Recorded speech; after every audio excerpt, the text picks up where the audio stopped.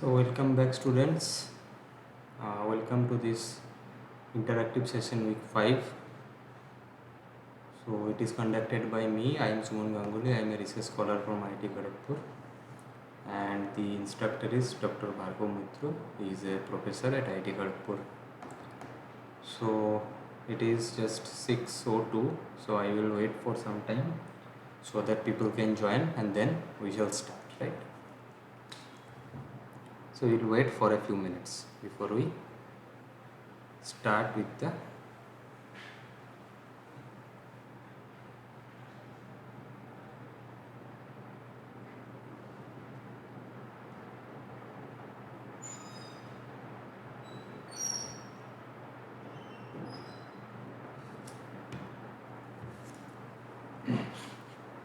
so so this week is about intersection design. So before, so we actually have finished the basic traffic engineering, that is traffic component and characteristics, in week 1, and then we came to the week 2 where we dealt with the microscopic and macroscopic flow characteristics, the basic characteristic of traffic stream, right? Traffic stream parameters, those things, right? And finally also some kind of headway distributions, right? And then in case of week 3, we started with shockwave, and then we also looked at the queuing processes. One second. Hello. So I am just recording. I will call you back in NPTEL. So that part we did, and then in we ended the week 3 with queuing process, right? Deterministic as well as stochastic. And then in week 4 we dealt with week 4 and 5 both actually. This is not week 4 and 5 of my session, but in terms of that course. So we combined week 4 and 5, which is actually dealing with the capacity analysis of different urban and rural highway as well as different segments, right? Urban streets and all. And then finally we come to the intersection design, right? So this is the course about the intersection design. So the topics that has been covered here, it start with the what do you mean by an intersection. So as you have already known that intersection is the area where multiple paths, we can say, or multiple roads are crossing each other, right? So that's called an intersection, right? So now one of the characteristics is that there are, because the vehicles are coming from different direction and meeting at the intersection, so now who gets the right of way? So that is the main question here, right? So who gets the right of way? So that is a tricky question, and it depends on what kind of intersection it is, right? And what is the basic rules of a road, right? So it depends on many things. So before we go to that basic rules and all, so we just clear that what are the conflict points. So basically, suppose, let me draw something. So suppose this is a 4-legged intersections, right? So then what is called a conflict point? So now vehicle, suppose it's a one-way road in both the directions. If it is so, it may not be so, but I'm just assuming it. So now we know that this is the direction, and in case this is the direction, right? So now because it's an intersection, and we already told that we don't know who has the right of way to cross, like who will cross first. Is it this movement or is it this movement? So because of that, there are conflict points, right? So it can collide, it can conflict. So there is a probability of collision, so which actually can be represented by a conflict point. So it is not necessarily that conflict will result in a collision, but probability will increase. If your conflict points are high, then probability of conflict also increases, right? So there is a chance that it may collide, right? If one vehicle does not slow down, right, by seeing the another, so that one can easily cross, like safely cross, and then other can stop. So now different kinds of conflict are there. First is the crossing conflict. So whatever I shown you is the crossing conflict. So the two vehicles are coming at almost at a perpendicular angle, and they may collide. So it's a kind of this collision, right? So it's called a crossing conflict. So then crossing and turning. So it's a crossing, but it is a turning. So like suppose now suppose your movement is also like this, right? No, maybe your movement is like this, and now this is the direction vehicles want to go from right. See, it may also collide, and it is also a crossing kind of conflict. So it wants to cross, right? So that's why it's a crossing conflict, but it's a turning, because it is a straight road and it wants to turn right? So it's called a crossing turning conflict, right? Then in terms of weaving, so what is a weaving? Weaving means, suppose this is your one vehicles and another vehicles is crossed like that. So it's a weaving vehicle. So if your vehicle weaves, so there are chances of weaving conflicts as well, right? So whenever a vehicle paths are cross each other, there is a conflict point that has been generated, right? Maybe the type of those points are different, but it is a conflict point ultimately. So now it's a margin conflict. So what is a margin conflict? So suppose this is that same intersection, and it's a throughway movement, right? So now if your some vehicle will come and join this particular stream, so it's a join, that is the margin, right? So here also one type of conflict can be occur, but it may not be a major conflict, it's a minor conflict. Why?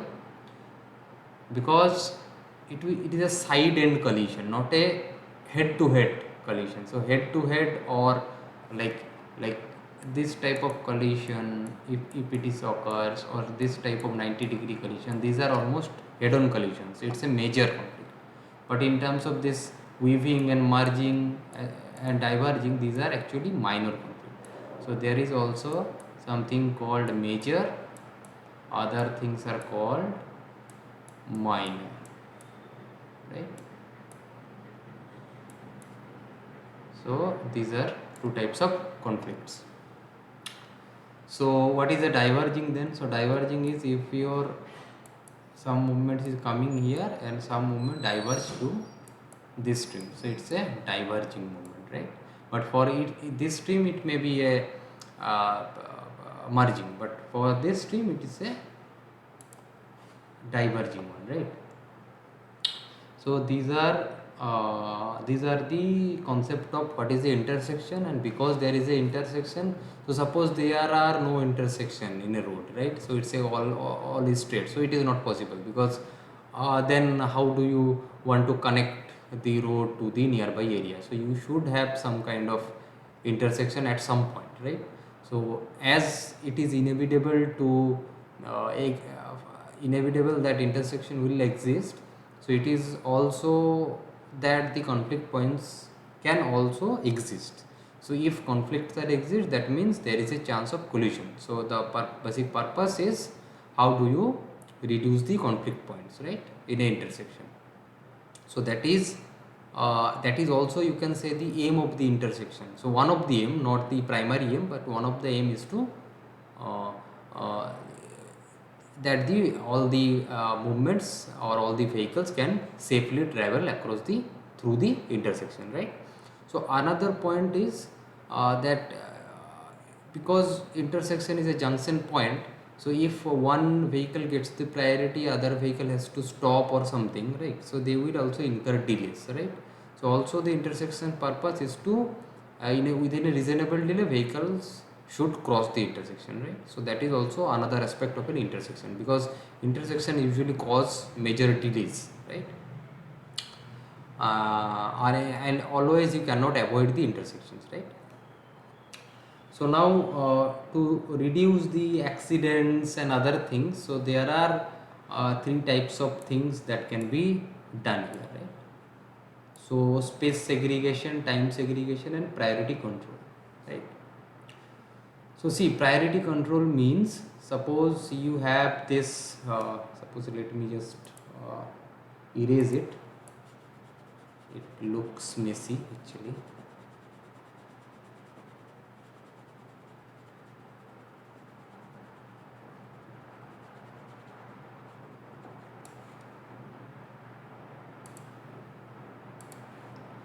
So okay.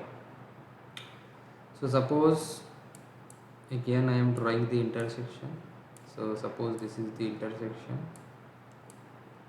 and now this is the movement. This is the movement, right? And this is the movement. So now who will cross first, right? So that's the thing.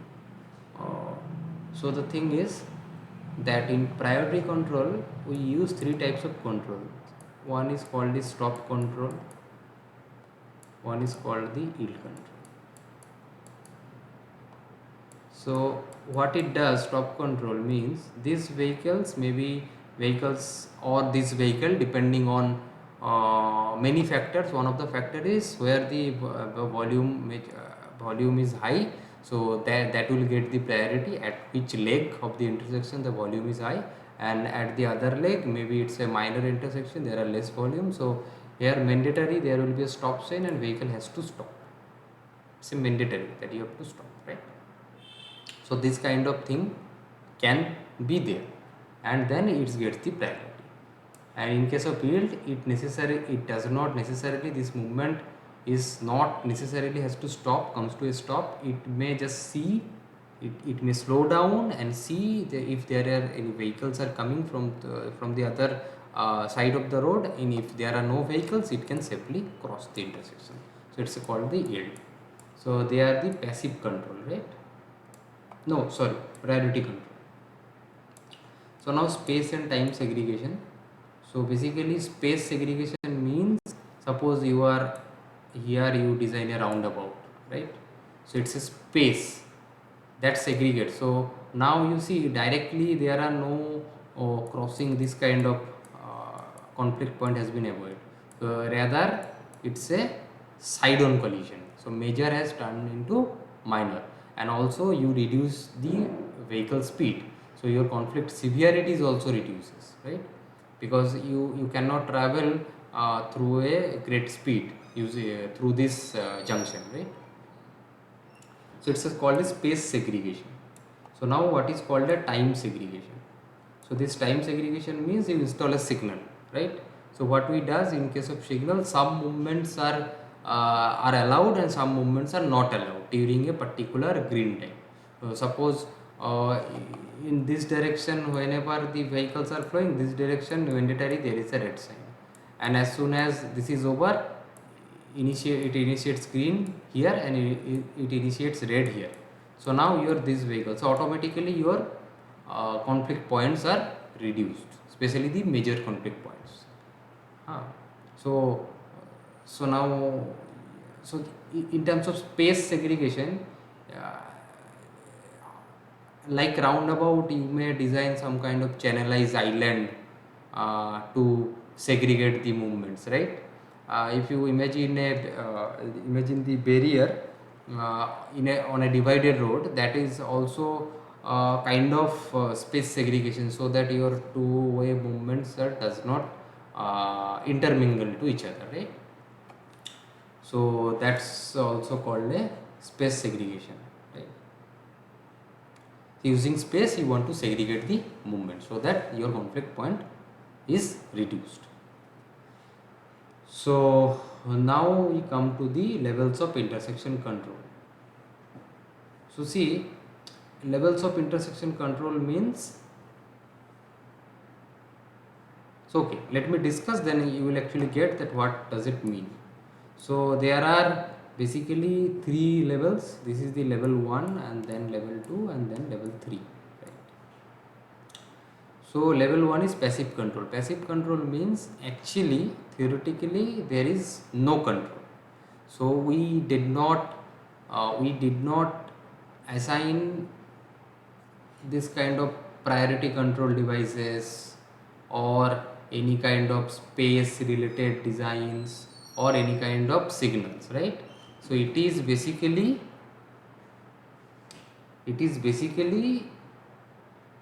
the basics. So every road has some basic rules which is given in the different manuals, different at different places, which actually maintained by the government or the traffic authority of that particular government. So suppose like normally in roads already we know, so there is something called road markings, right? So markings are there, then the road signs, normal road signs, so you need to slow down it. What is the marking, right? That has been given, that you go this side, then you go right side, you have to stop at the stop line, whether there is a signal or not. So based on that, uh, it is a passive control. So one of the thing is, it is kind of uncontrolled in nature, this kind of intersection with passive control. So now who gets the priority? So generally one of the example for this is, so generally if the concept of major road and minor road comes, then ideally we should not use this kind of passive control. So passive control is only applicable to maybe some kind of low volume areas in urban areas where the both movement traffics are relatively light, right? So those kind of scenarios, ideal scenarios. So here suppose the vehicles, so this vehicle is moving and driver is sitting here. So now from this direction maybe driver is coming, but driver is sitting on the right. So basically, as we actually in India we sits on the right direction, right? But we follow the left lane traffic. So now here he can clearly see it, and he may not be clearly see this part, he may be clearly seeing this part, right? Because it is a far away, so he should get the priority and he should stop. So this is the basic rule of a road, one of the basic rule of a road, right? So this is how you do a passive control, where no explicit control has been given, but you need to actually uh, follow the rules of the road, otherwise you will be fined, you will be penalized, right, by the traffic authority.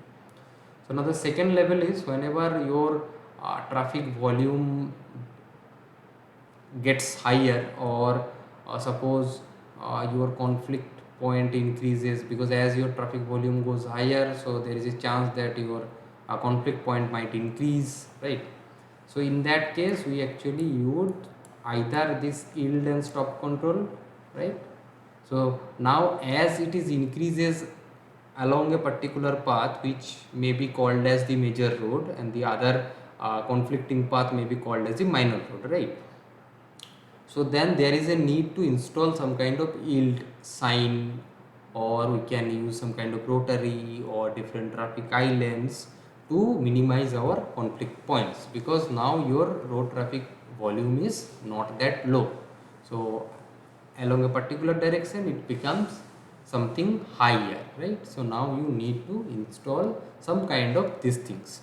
So it also may be applicable, suppose in a rotary or roundabout, you can use, even if your both conflicting side traffic movements becomes high, because it will ultimately reduce your conflict points by reducing the speed, because you now you have to wave and go, right?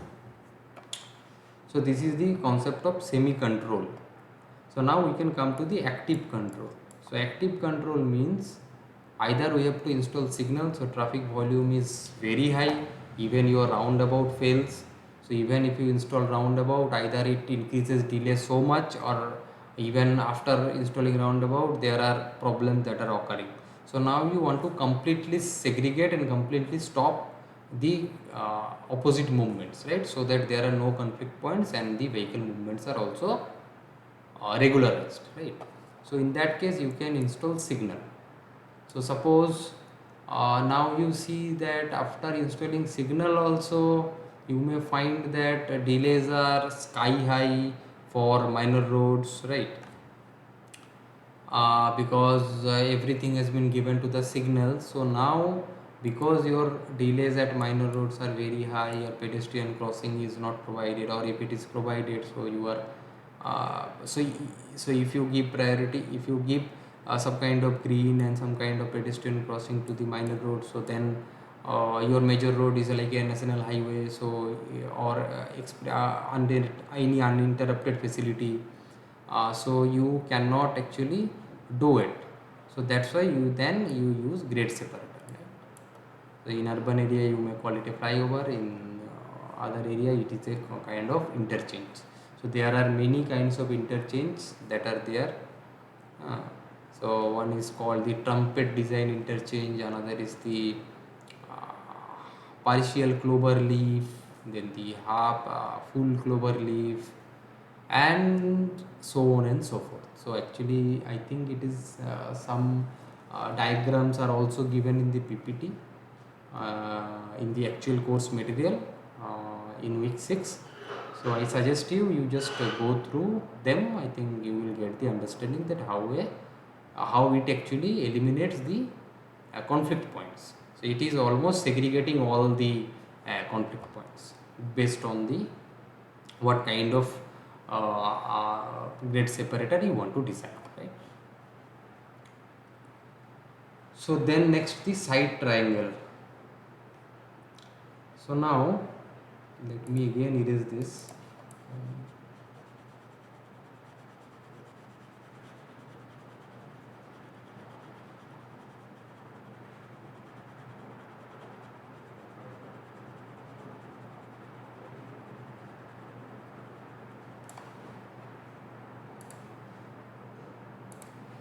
So now it's called a side triangle. So suppose this is an intersection.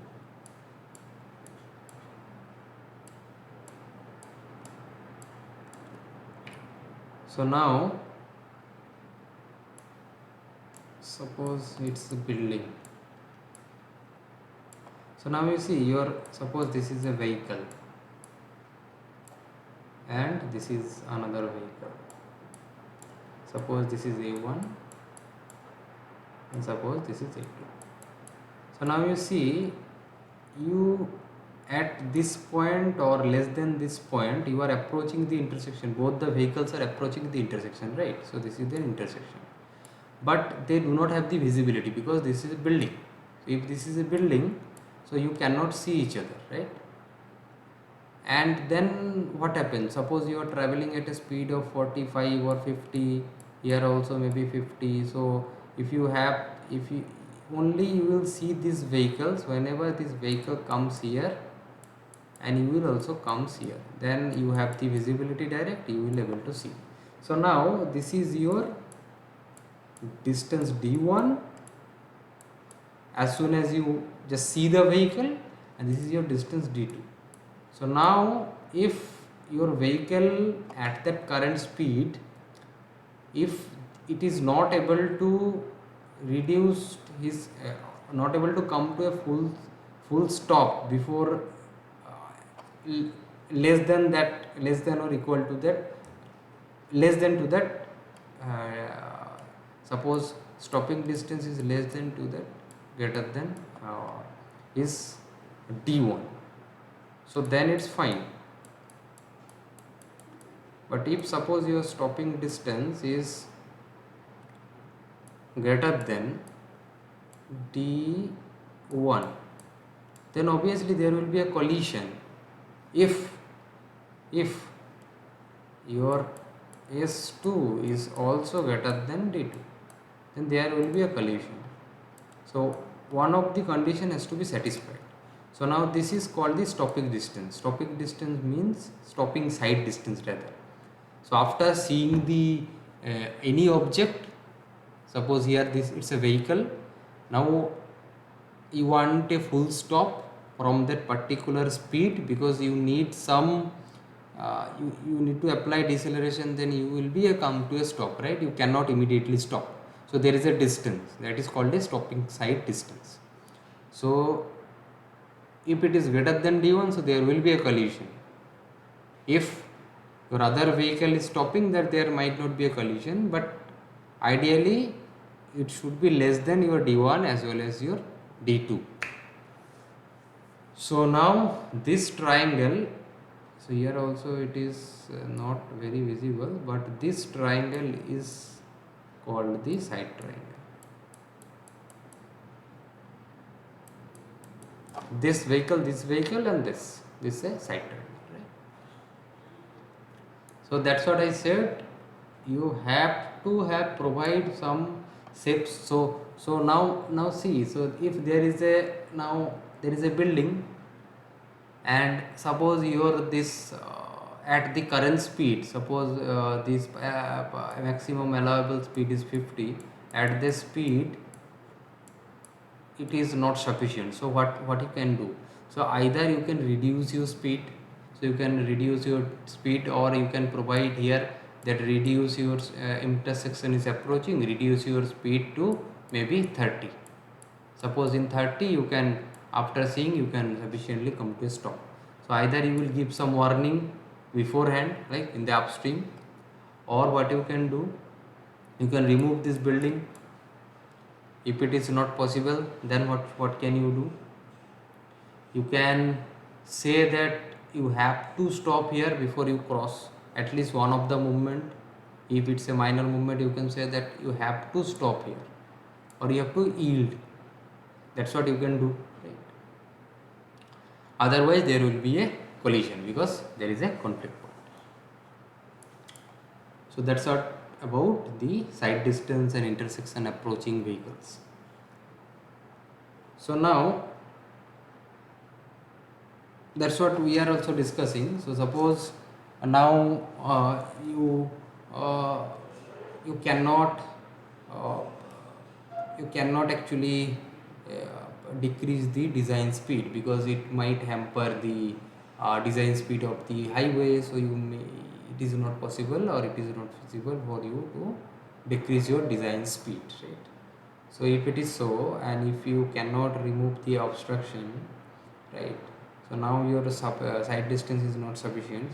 So what you can do, you can use semi-control techniques. So initially it was a passive control. So in case of passive control, you try to provide safe stopping distance, right? So that if I follow the rule, I should be able to stop once I saw the vehicle. So now you comes to the semi control. It can be yield, it can be channelization, it can be, so but for here you can say that okay, it's yield sign. So you have to mandatorily lessen your speed, right? So then there will be a no conflict. So then once that is also not sufficient, maybe then you go for, in case of higher traffic volume and there are bottlenecks, because if this is a higher traffic volume and every time you have the minor road and you have to stop, then the delay of this movement will increase, right, drastically. And if the volumes became higher at the minor road, so the delays will be very like it will be very high, so that you do not want. So it will decrease your mobility of the overall mobility, it will hamper, right? So at that case you have to provide some kind of active control system. Either it could be some kind of signalization, or it could be some kind of uh, uh, grade separation, right? Okay. So here actually that time we are discussing about this only, so which is called the grade separation. So grade separation, which is also called the interchange, so it is not at grade, it is at different grades, right? So that is called the grade separation. So there is a separation in grade, right? So now it's called the interchange. Interchange could be of many type. One is the trumpet, one is the clover leaf, which is also divided into two parts. One is the partial clover leaf, another is the full clover leaf, right? So that's about the gate separator and these things. So now also here we talked about the warrants, that at what situation. So we told that okay, if your traffic volume is very high, if your minor road is facing too much of delay, if your pedestrian are facing too much of delay, if there are many conflict points, so for that we want a signal, but we don't know at what values and what scenarios we can use it, right? So we may know the conditions, but we still don't know the scenarios. So we have to quantify it, otherwise how people in the field they decide that when to go for signalization. So you can say that 2000 traffic volume is very high, but I might feel as an individual that okay, 2000 is might not be very high, so what is the V by C ratio then, right? So based on that we actually have to decide. So for this actually I think some different guidelines are there, MU, TCT, then I think in India also there are some kind of guidelines are available, which is actually included in the actual course. So you may go through it and you will know that what is the exact warrants that has been there, right? So then now we comes to the signal. So now how many types of signals are there? So basically signals are two types. One is for the traffic, another was for the pedestrian. So pedestrian also want to cross, right? So you can have some kind of separate signal for pedestrian, or maybe you can have some pedestrian phase, a different phase. So what is the phase that we will discuss later on, right? So predominantly based on the type of signal controller. So signal is a fixed some kind of controller that has been there. If you see the signals that has been installed, so there are some kind of controller. So based on the characteristics of the controller, it can be pre-timed, it can be semi-actuated, it can be fully actuated, right? So what is a pre-time signal control? So pre-time means your signal time or cycle time is fixed. So what that means? So cycle time means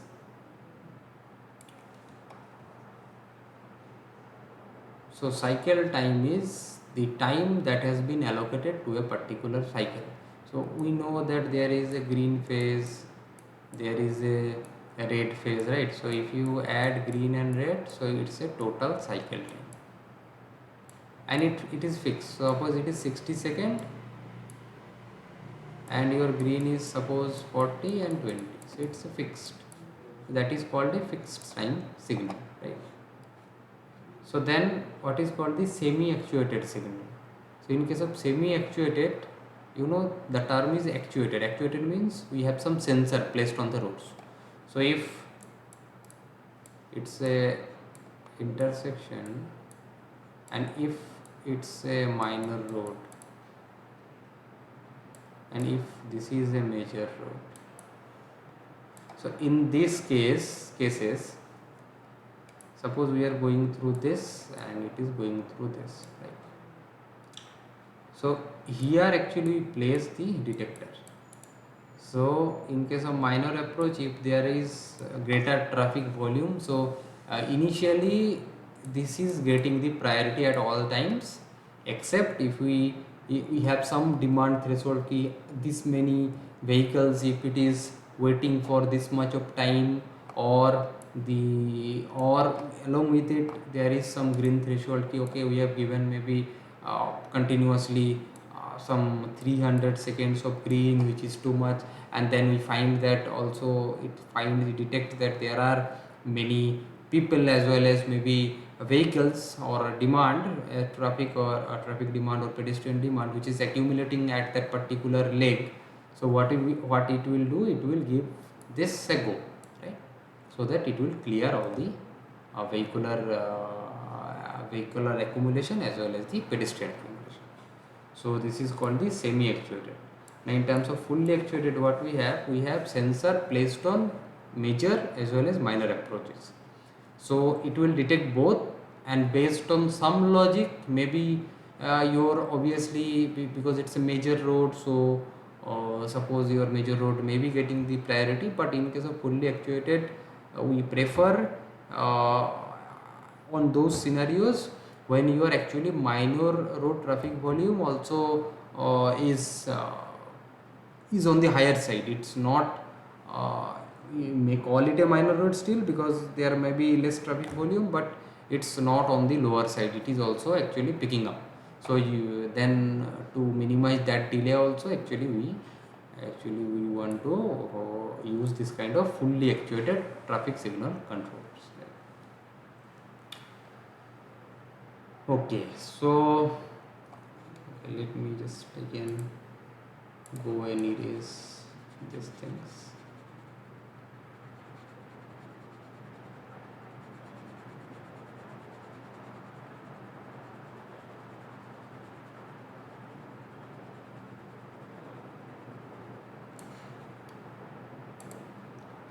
So the next is permitted movement and protected movement. So permitted means simply during this cycle time which movements are permitted, right? So suppose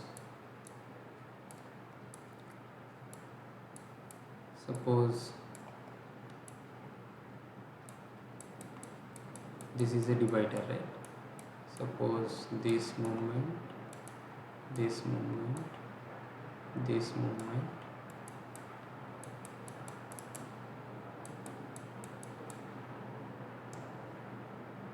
Suppose these are permitted.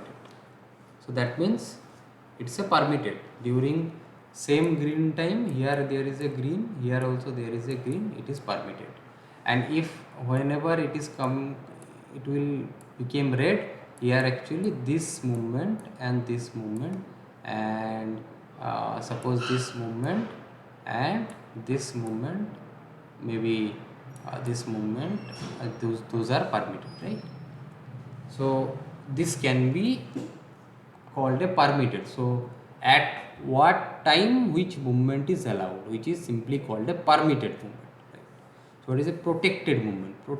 So see, sometimes it may occur in case of permitted also. So here there is a green, right, and this is a red. Still we may actually provided this movement to occur, so it will go, it will check in the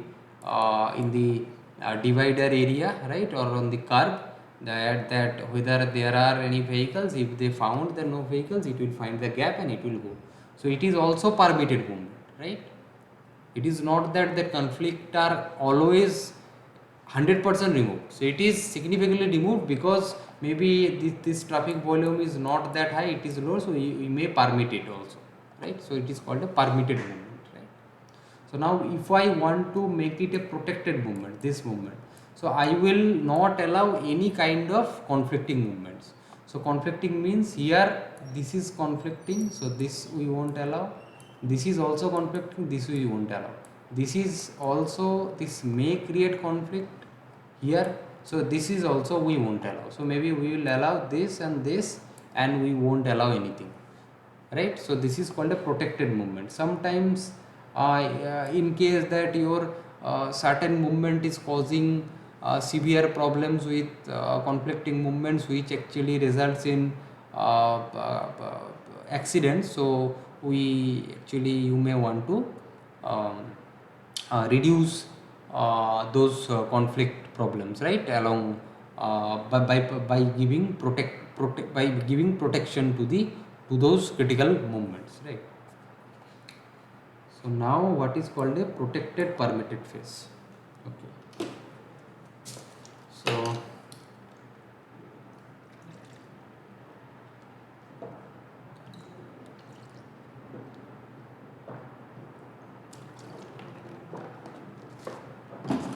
so what is a protected permitted phase? So here what happened, that suppose you do not want, suppose you have this intersection, suppose it's a T intersection. Suppose you do not want this movement to stop, right? Because suppose by stopping it, you want to allow it throughout, right? So initially we have designed a signal which actually provides this movement. So suppose sometimes the volume becomes very high, so that time and actually it is causing conflict, so you may give it a protection, so it is a protected movement. And other times, whenever this kind of conflicting movements are allowed, you are still giving it permission, because maybe there are fewer vehicles. Once we give it a separate protected phase, so then as we come back to the particular return back to the phase, what will happen? So maybe now if some 1 2 vehicles are coming, we want that it will check the conflicting movement and it will go like a permitted movement. So then this particular phase we can and say that it's a hybrid phase, which is a mixture of protected and permitted movements.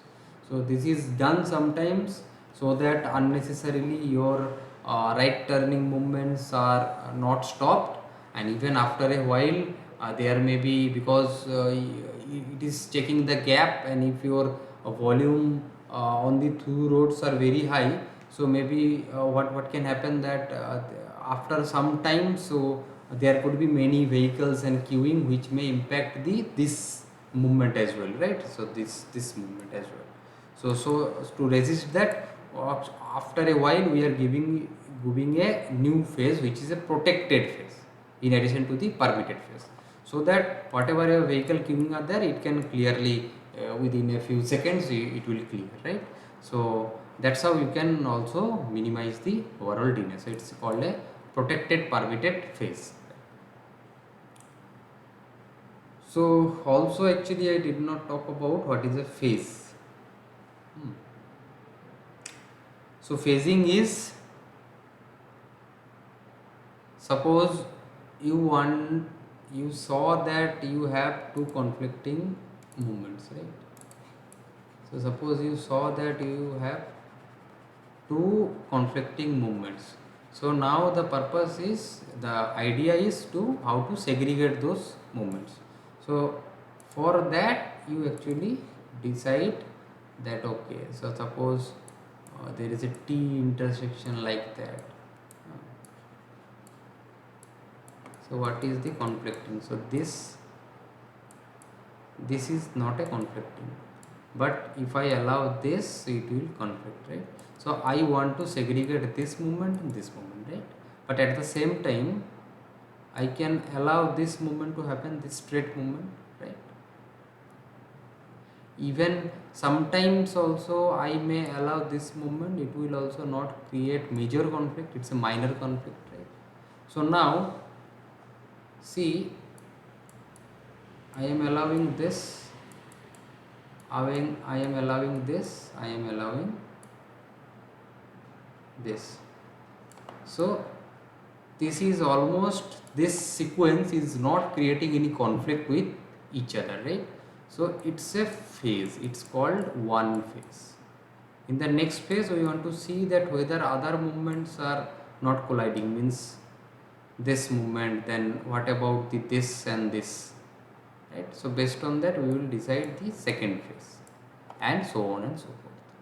So like that actually we can design what is a phasing. So it's a phasing means it's an accumulation of those movements which are permitted at the same green time, and they are majorly without any conflict, majorly.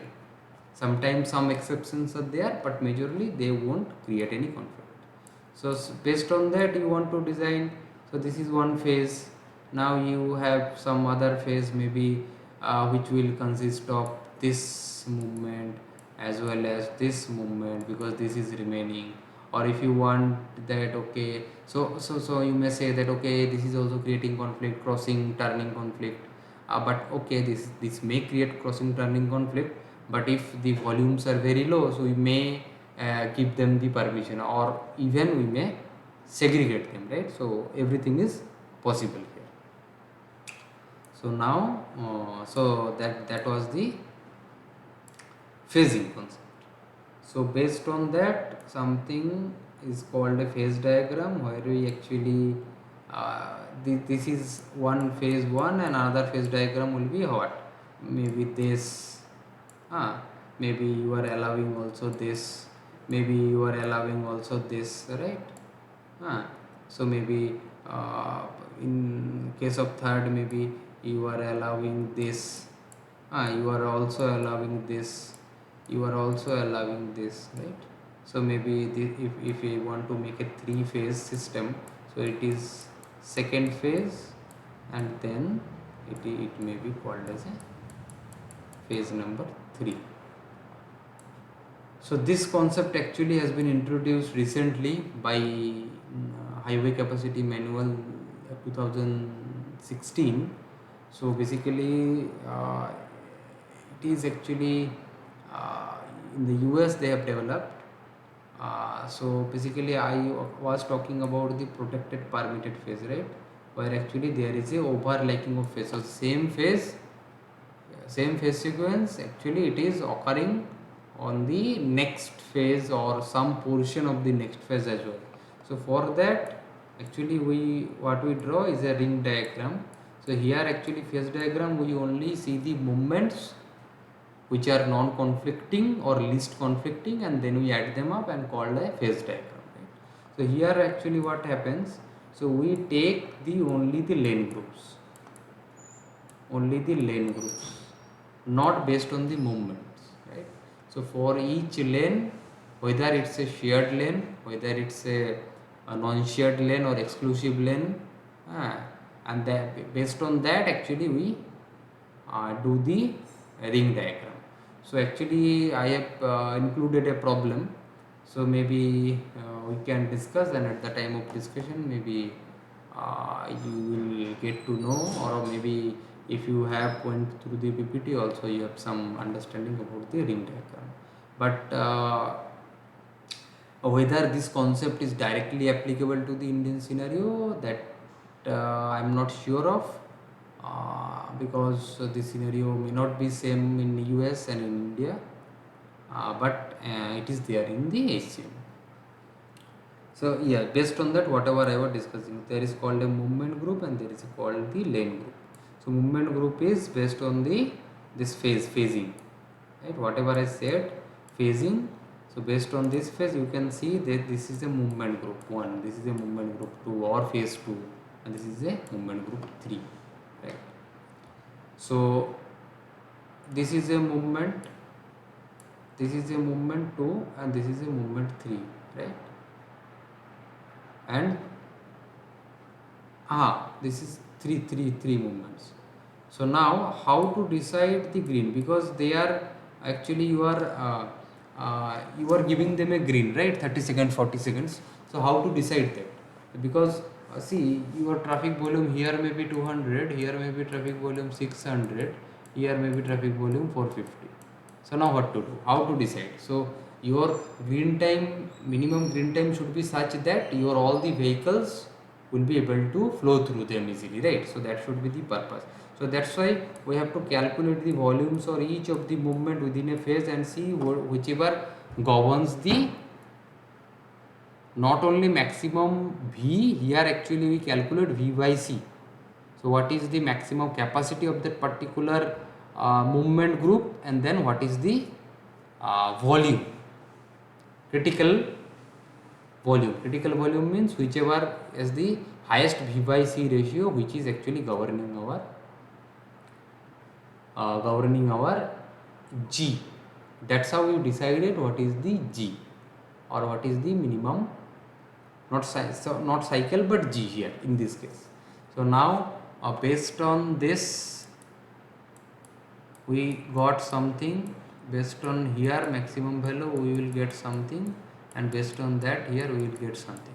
So based on this 3 value, and we use some kind of Webster signal design or different kinds of signal design, how to design a signal. So those theories are there.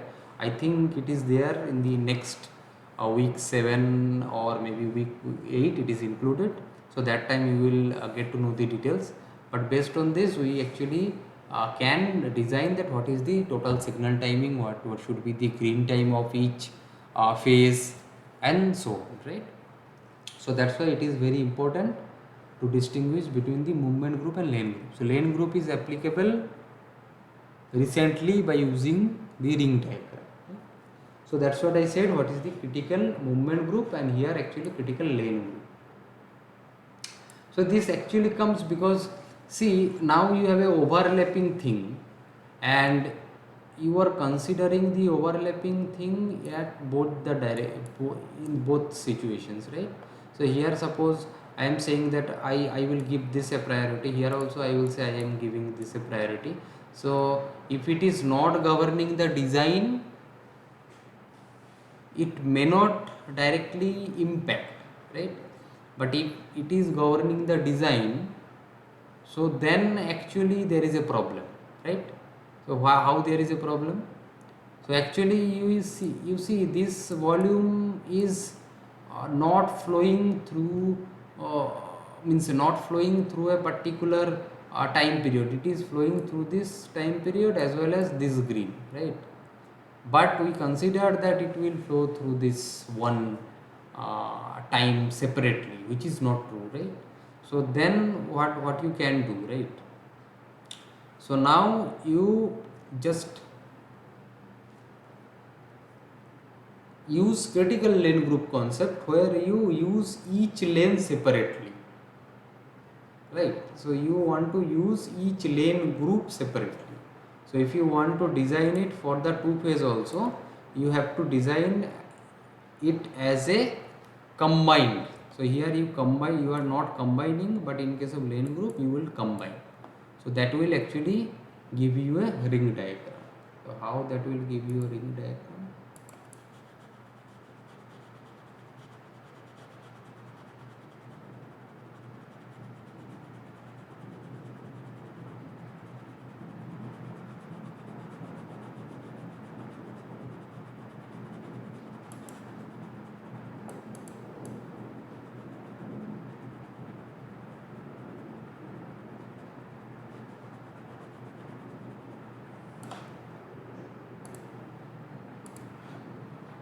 So now suppose you have this movement and this movement, and at that time you can see that this is a lane group, right? It's a shared lane group kind of thing, right? And then at the same time you are also allowing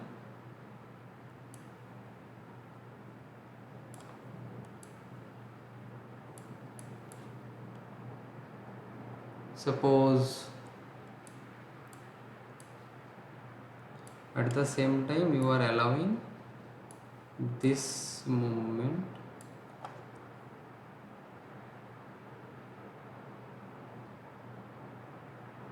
okay, this movement, right? So here at this same time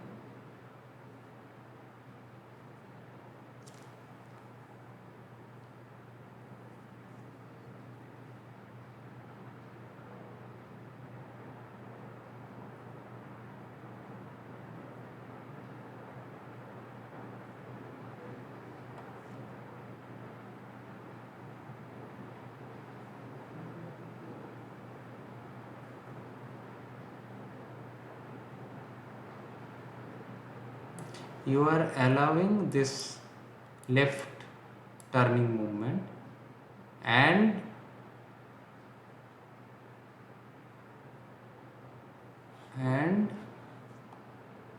whenever you are coming to the next phase, which is like straight, which is continued, and right, because it is coming through the same group, and then at the same time this, and at the same time this. So now you see, So for first two phase, it is a common phase up to this. It's a one phase. It's like a one thing that is common. So but here actually you changed it. You changed it to this, up to this, right? So it's a kind of same movement is happening through the this lane group as well as this lane group, right? The same movement is occurring. So now if you want to calculate it and see what is the green time. So you want to give a green time to this, as to this and to this, right? So now what you can do, you just, because it's a one thing, so you do not need to add anything, but for this you can add this, add one critical volume and add two. This will actually governs your highest. So whoever is 1 or 2 you can add, and this one movement you can see, you can add and see that whether 1 2 and here if you say 3, it's a combined movement for this group, whichever is the highest. So suppose it is the highest, so based on that we can design this green, or if it is not the highest, so based on this we can govern the green, right? But we obviously 1 or 2 and 3 we may find that okay, 3 we can take, and then also we have to take this 4, right? So the based on 3 plus 4 we will decide the what is our actual movement. So it may looks like slightly complicated. It is not that complicated, but you have to think and visualize that how and why actually it has been done.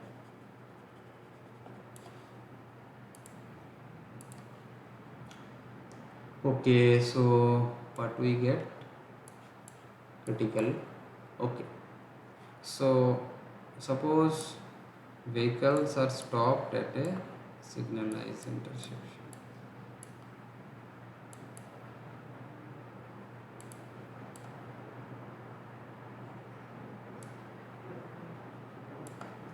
So this is the position of the vehicle, 1 2 3 4 5 6 and so on.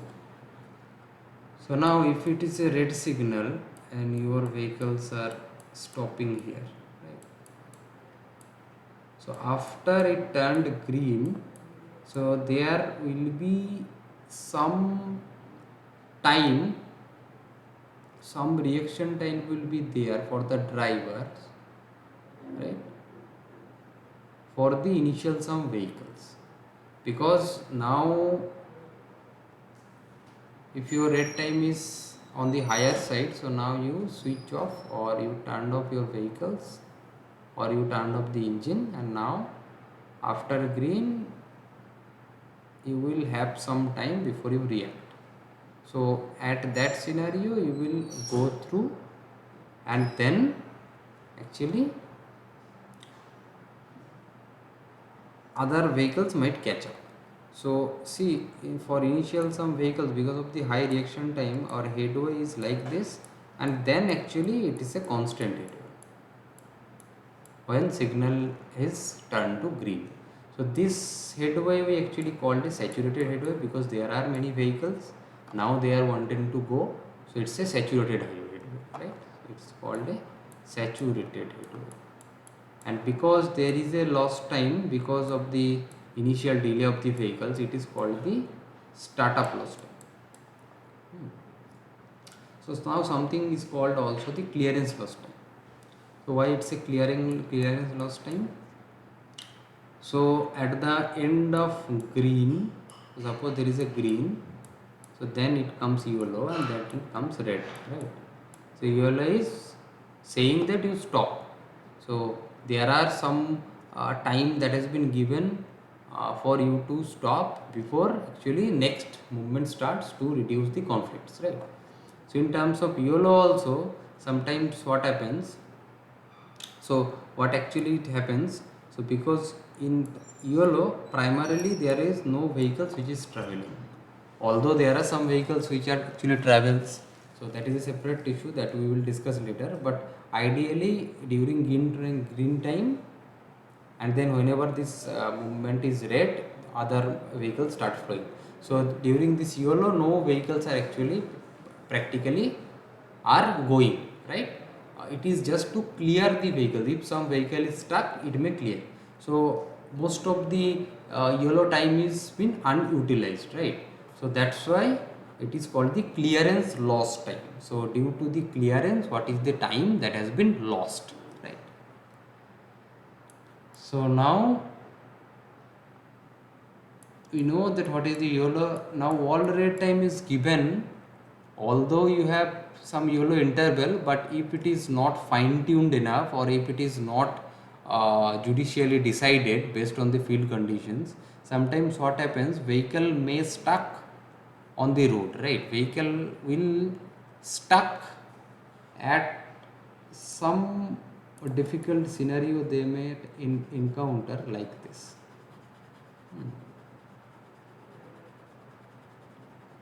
So suppose what can happen, so if it is an intersection, so now suppose there is a green, and now suppose there is a yellow.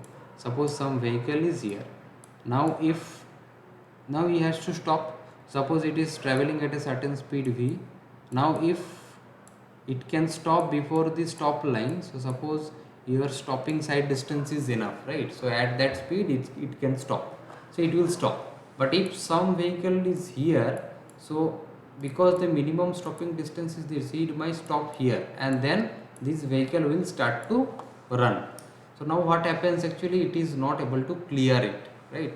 So that's why we have to judicially decide it what should be our YOLO interval. Otherwise this kind of thing is called the dilemma. Dilemma means whether to cross or whether to stop, we don't know, right? So that is called the dilemma zone analysis. So also after this YOLO interval also, sometimes all red time has been given, so that all the vehicles, if something is stuck at some phase, right? And usually all red time is not given at every phase, sometimes it is given after 2-3 phase if some vehicles are there, right? So it's called the all time red. So then what is called effective green? Because see, you have a initial loss time here, you have a clearance loss time here, right? So you maybe your total green is this, but you have to deduct your loss time as well as your all red time, because you have something called the all red time.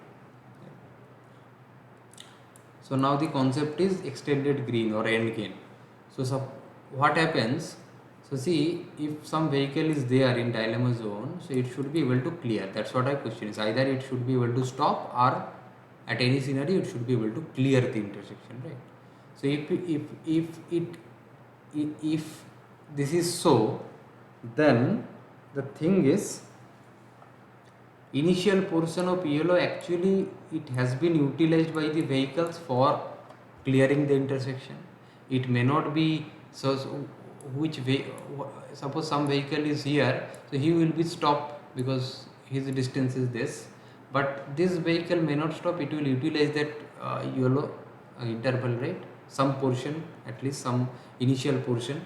So that's why your green time sometime has been extended by considering some portion of the yellow time, which is called the extended green or end green, it is called, right?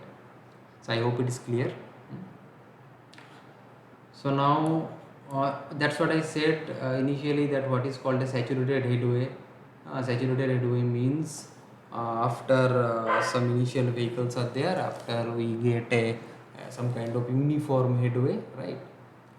When there are accumulation of vehicles and they are discharging at a uniform rate, which is called a saturation headway, right? We know what is a headway, we already know those distributions or what the headway is following, right? So based on that, it's a saturation headway. So okay, so saturation headway also in terms of definition, maximum number of vehicles that can be through per hour at a signalized intersection. So it is not the same as capacity, but during green time how many number of vehicles actually can pass, which is called the uh, saturation headway. But actually your capacity is not per green, it is the total, right? So it will be, your capacity will be less than your or saturation headway. So that's why the formula is capacity is saturation headway into G by C, which is obviously less than 1. So your capacity will be less than your saturation headway, right? Always it will be. So then we actually talked about the dilemma zone analysis, right? So actually we are discussing about what is the dilemma zone analysis. Okay.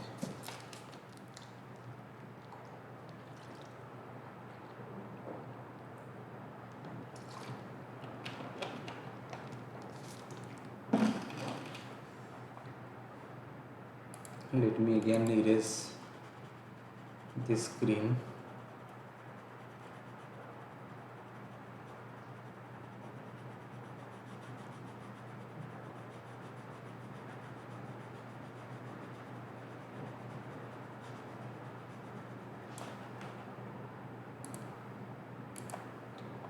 So now the concept is delay at the intersection, right?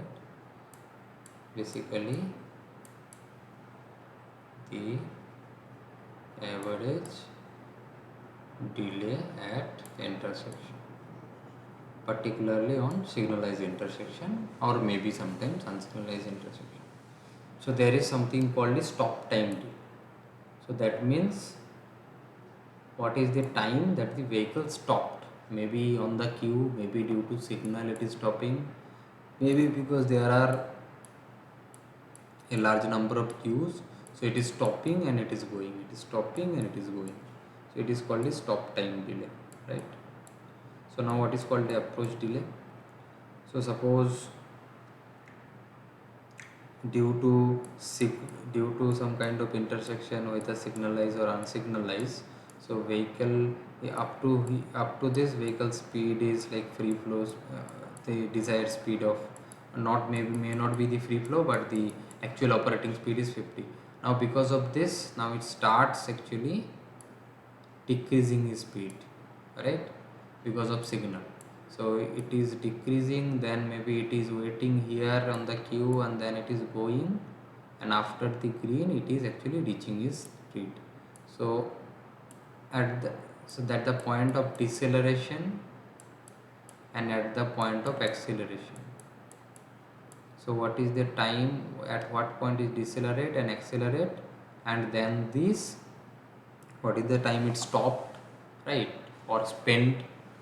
So this approach delay is, if it is not there, then in this 50 speed, what is the time that has been taken? Suppose it is t1 and now actually is time taken by t2. So then t2 minus t1 is your actually, this is governs your this approach delay, right? So it is called the approach, because intersection approach is coming, what is your delay. So then the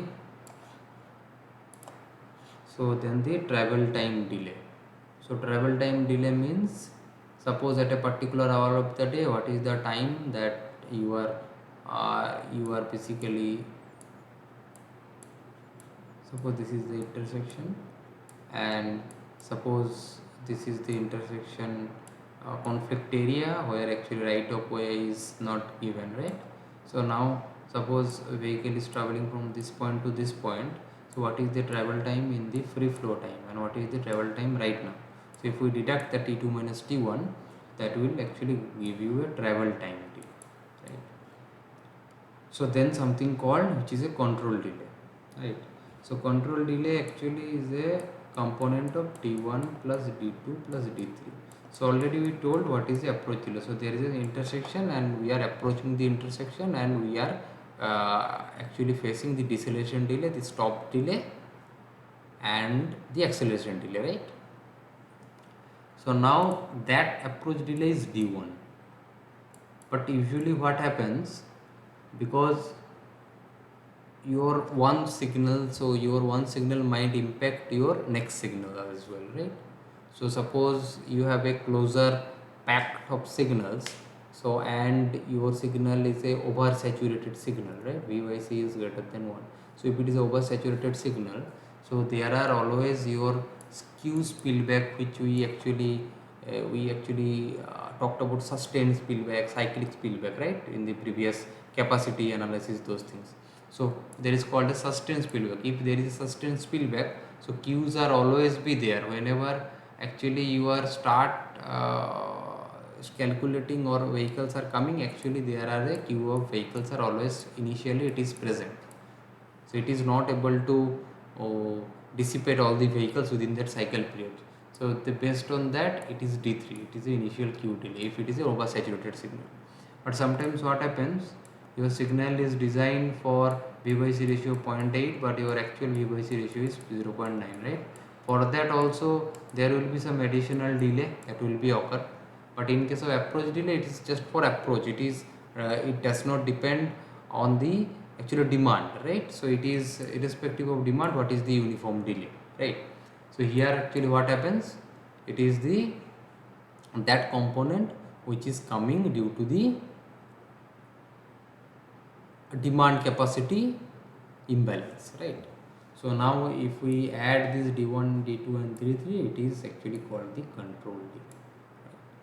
So control delay may be equal to uniform delay if it is an isolated intersection and if the demand is less than capacity, demand is not greater than capacity,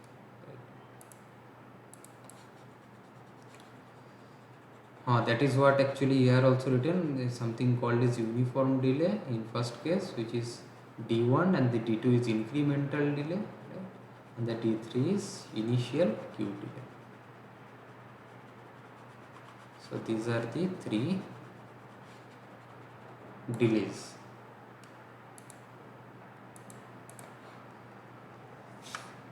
Okay, so my discussion has ended. Now we can actually try to solve, because most of the things actually I have discussed here.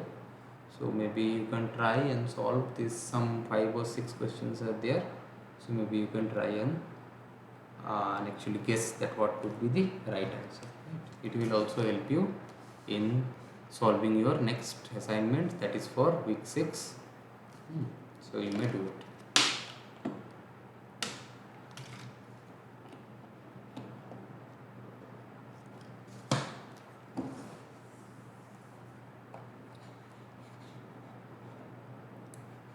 So it's a match the alternatives. Passive control, active control, and semi control. So what do you mean by passive control? I already told you that level 1 intersection, this is level 2 and this is level 3. Right? 3 kinds of intersection enforcement are there. So passive control means what? It will follow the basic rules of road. One is B, right? So then roundabout comes under semi control. So it is not signal nor it is at different grades, right? So it is the roundabout as well as yield sign. So both are actually A and C are actually belongs to 3. And then 2 is active control, which is only the signal control, and the next one is the any kind of interchange. So it is clover loop. So this is your correct answer.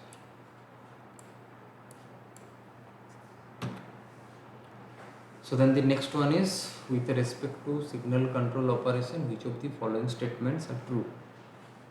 With respect to signal control operation, which of the following statements are true? So in semi-actuated operation, all phases are operated and actuated. So it is already false. It's a semi-actuated. So only actually actuated is your minor road. So minor road we have some kind of devices. No, means actuated will be in the major road, but we put the put all the sensors are on the minor road. So pre-timed operation is suitable for isolated intersections. Yes, it is true. Pre-time operation is suitable. So in fully actuated, detection is provided on all approaches. It is also true. Because it's a fully actuated, so we both, if it is a major and minor, so at both approaches actually we have provided the detector, like we have actually set the detectors. So then in semi-actuated operations, the controller is programmed to dwell with the actuated phases. So in semi-actuated operation, the controller is programmed to dwell means programmed to stay, dwell means stay with the actuated phases. So the actuated phases means and at the minor movements. No, program won't stay with actuated phasor. Program will stay with major movements in most of the time, right? But whenever it will detect some kind of activity in the minor road, and based on their threshold, it will operate. So this is the third question. Third question is, with respect to the given lane configuration, which of the following statements are true?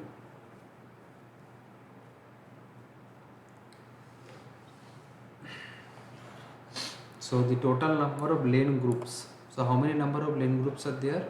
So we can say this is lane group 1 because it's a exclusive lane, right? So it's a exclusive E, X, exclusive. It is also exclusive, but it is through. It is exclusive left turn. It is through. It is a shared, and it is an exclusive right turn. Exclusive. So total number of lane groups are 4. Lane groups are 4. So this is true. Total number of lane groups are 3. No. Total number of shared lane groups. So shared lane groups are 2. No, shared lane group is 1. So this is also not true. Total number of exclusive lane group is 3. So this is exclusive. This is also exclusive. And this is also exclusive. Right? So it is also true. So this is true and this is true. Yeah. So which of the following statements are true with respect to change interval and clearance interval? So basically based on the guidelines, change means YOLO interval and clearance means all red time interval. So that is what is called an YOLO and all red time interval, right?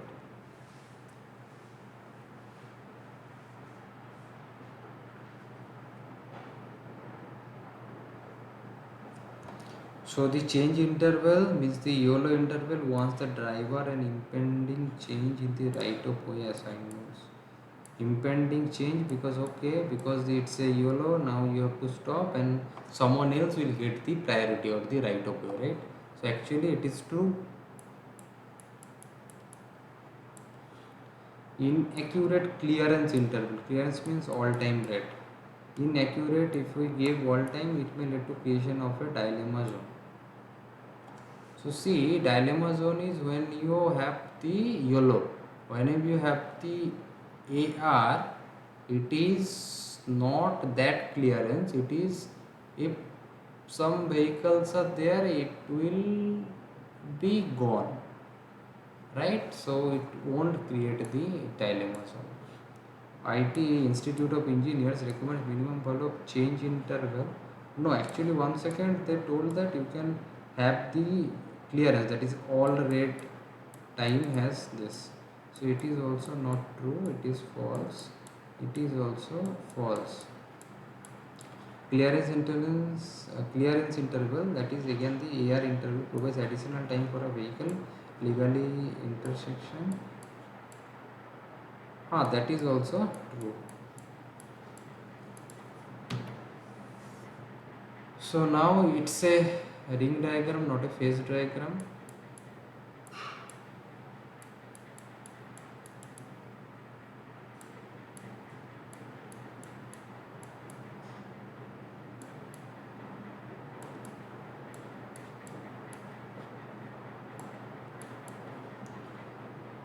So we have to calculate the critical lane volume based on the figure given below. So this is your figure. What is the critical lane volume? So I already told that you have to see which of the movements are going.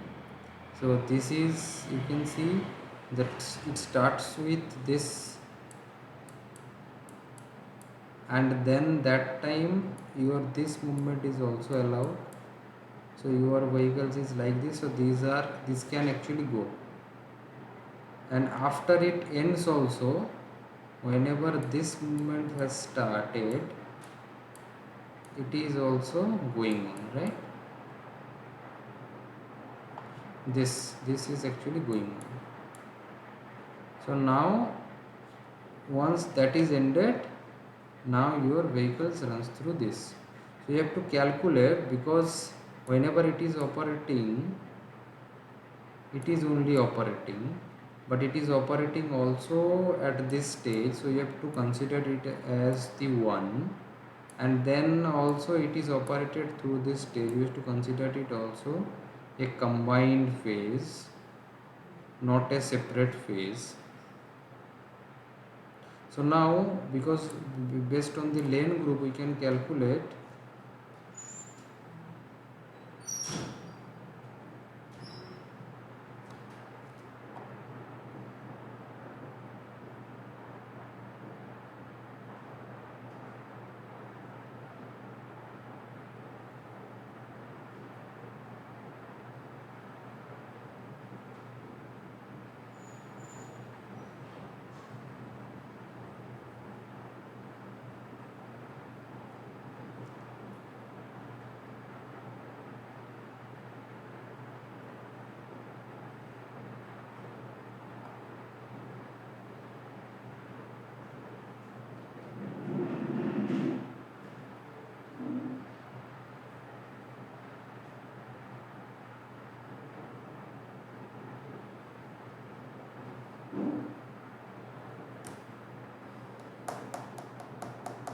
so actually we have to calculate green, and during that green time all has to pass.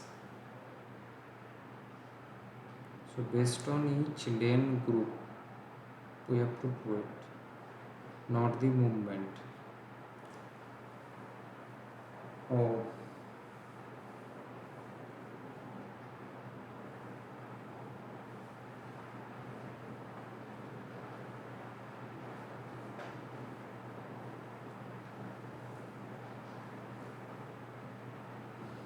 so you can try, it's a tricky because it's not based on the movement group, it is based on the lane group concept.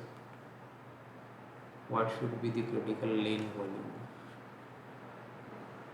Here obviously it is 320 because these are the same movements, but in case of this, which actually has a transition, how to calculate it?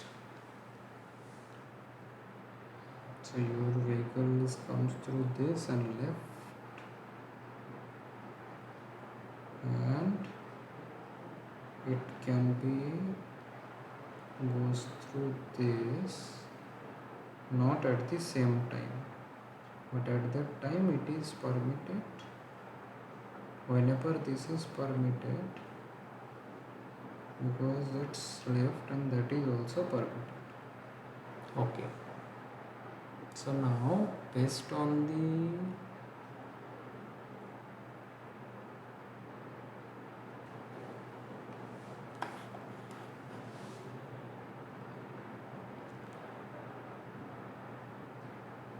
so your first movement is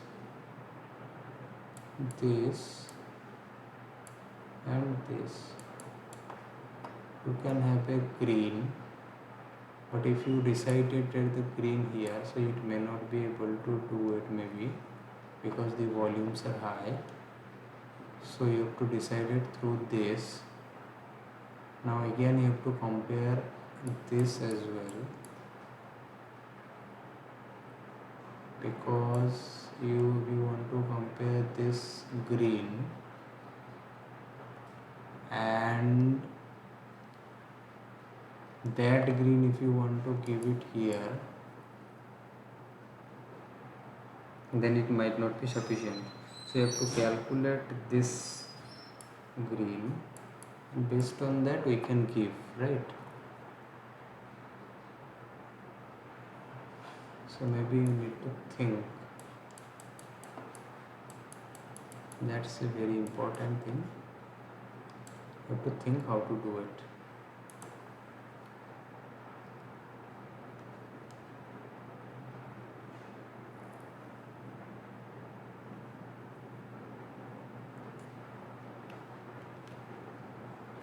It is also same, so you have to decide how to do it, but it is again tricky. So here this is a movement group, this is a movement group, this is a movement group, this is a lane group, and this is also a lane group. It is occurring at a simultaneous interval, but those are separate lane groups.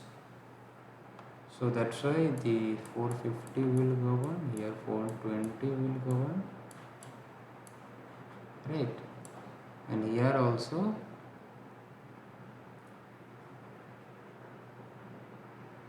why should we add it? That is the question. Should we add it or should we not? So ideally, based on the solution that is given, it is like 556 plus 258 and 720 plus 232, whichever is higher or lower.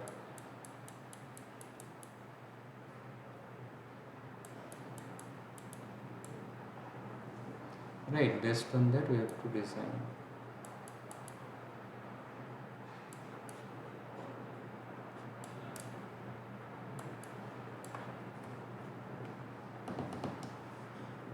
So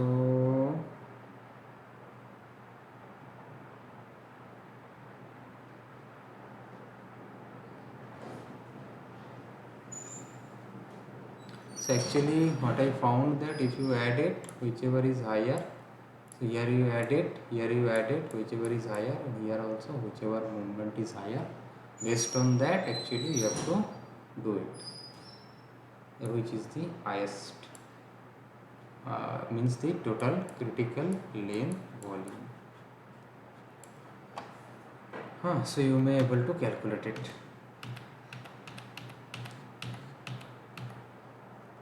So I am done with my discussions. If you have any queries or question, you may ask. Otherwise, we may close this session.